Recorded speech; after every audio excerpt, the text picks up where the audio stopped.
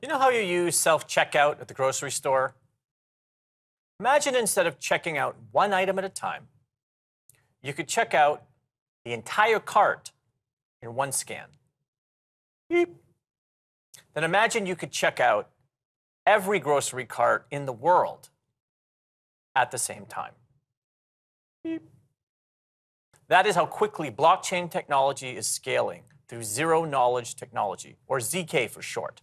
Our next guest, Arie Trouw, is the co-founder of XYO Network. He will help clarify some of the details of this fascinating ZK scaling technology. Arie, welcome to the Daily Drop. Oh, hi, Bobby. Thanks. So look, obviously with FTX and everyone's like crypto's a scam, but look, the reality is blockchain technology is going to change the entire world. How disruptive will blockchain technology be? I think blockchain technology will be extraordinarily disruptive. And again, I like the differentiation you make there with blockchain versus crypto, because people have even heard the statement of, I don't want to use the C word anymore because everyone thinks of the FTX and the risks there. But blockchain technology as a core concept, and to me, actually more specifically, self-sovereign cryptographic technologies like ZK snarks or snarks in general, or zero-knowledge proofs, or even hashing or IPFS and those sorts of self-sovereign data concepts is really the way of the future for blockchain. And why does blockchain technology disrupt specifically the financial industry so significantly?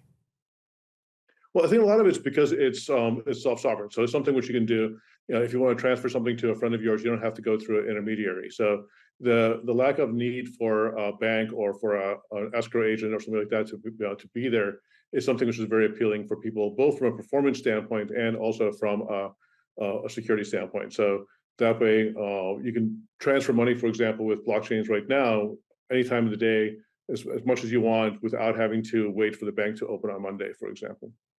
Right, that's a significant difference. You know, I think people kind of just skip that over without really thinking about it, right? Like that, you're really like what, doubling, tripling the amount of time that you can transact business when the bank is closed, right?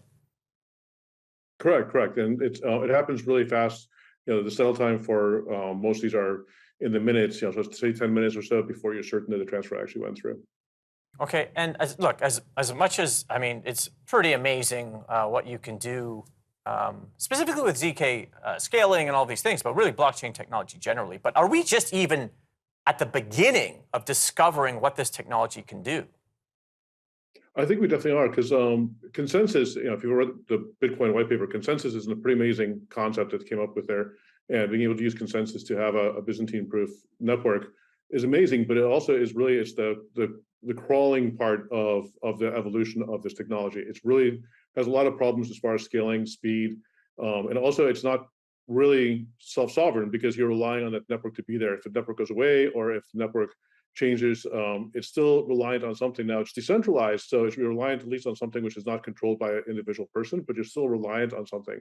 But the magic of self-sovereign technology like ZK or hashing or our own XYO for that reason is the fact that you don't even have to rely on a third party, which is decentralized, like Ethereum or a Bitcoin. You can actually prove that the thing which you have is true without that. Right, which is so significant, especially when you want to transact something like money, where there's so many transactions, and you don't necessarily want to be releasing the private details of people's finances, right? Yeah, privacy is definitely a big part of it, but also a lot of it's just performance because, as you said, you can scan, and check out all these cards in the world all at the same time, and not having to use consensus for it, but still being able to have the same benefits of consensus, where you don't feel like the double spend problems there, and transparently where it came from. That's the best of both worlds. It's really fast and still very secure. Look, and we have less than a minute, and I pointed it out, and you reaffirmed that. Why do you think that the mainstream media is not able to differentiate between crypto and the underlying technology? I think partially it's because it's, crypto is easy to understand. It's, you have these little numbers up there, which is like money. It looks like a bank account, and people are making money. There's stories around it where there's, good things and bad things happening. So those news articles are interesting, but the blockchain technology behind it, which makes it possible, when you start talking about, the math behind a ZK solution, it's really complicated and it's really difficult. So I think people just kind of accept them as being true, and they work. Even the Bitcoin white paper, which is very accessible. Let's get more into the details. Specifically, we'll go to scaling when we get back from break on the Daily Drop.